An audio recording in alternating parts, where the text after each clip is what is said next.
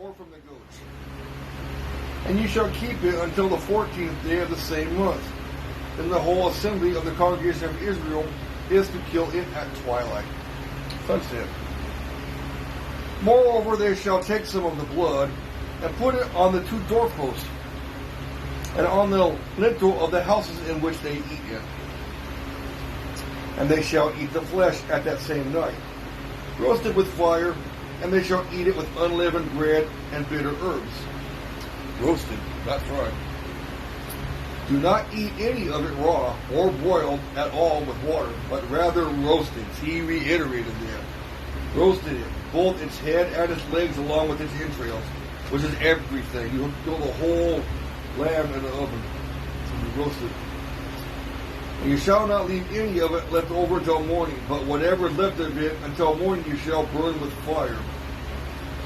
Now you shall eat it in this manner, with your loins girded, crossed, covered, your sandals on your feet, and your staff in your hand. And you shall eat it in great haste. It is the Lord's Passover. People like to sit around and drink it too casually and eat it and lounge around. No, you're just stuffing your face, brother. That's how that works. For I will go through the land of Egypt on that night, and will strike down all the firstborn in the land of Egypt, both man and beast. And against all the gods of Egypt I will execute judgment, for I am the Lord. And the Lord shall be a sign for you on the houses where you live.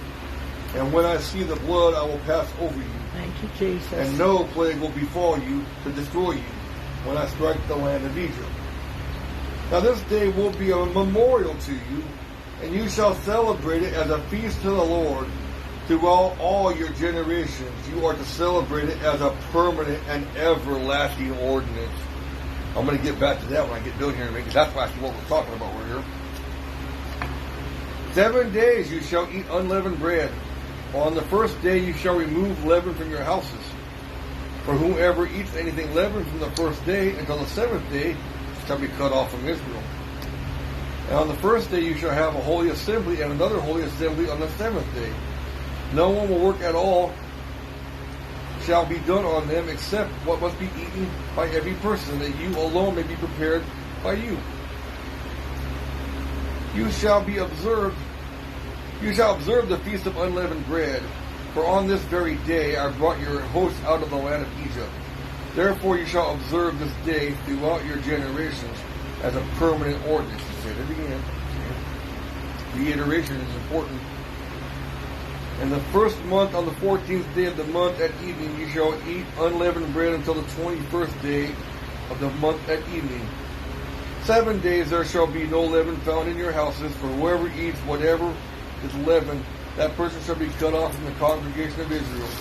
Whether he is an alien or a native of your land is irrelevant.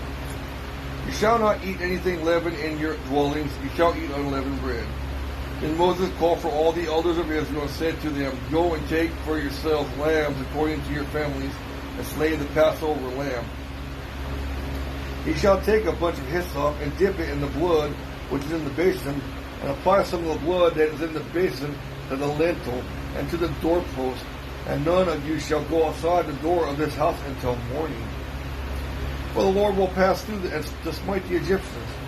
And when he sees the blood on the lintel and on the 2 doorposts, the Lord will pass over the door and will not allow the destroyer to come into your house to smite you. And you shall observe this event as an ordinance for your children forever. The 3rd time he said it. That's what we're preaching about is that. So you keep talking about, I'm going to get back to it. And it will come about when you enter the land which the Lord will give you, as he has promised, that you shall observe this rite.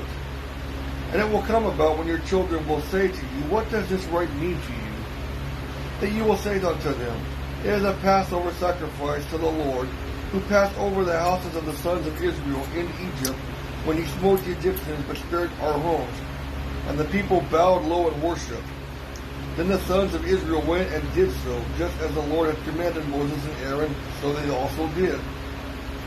Now it came about at midnight that the Lord struck all the firstborn in the land of Egypt, from the firstborn of Pharaoh, who sat on his throne, to the firstborn of the captive who was in the dungeon.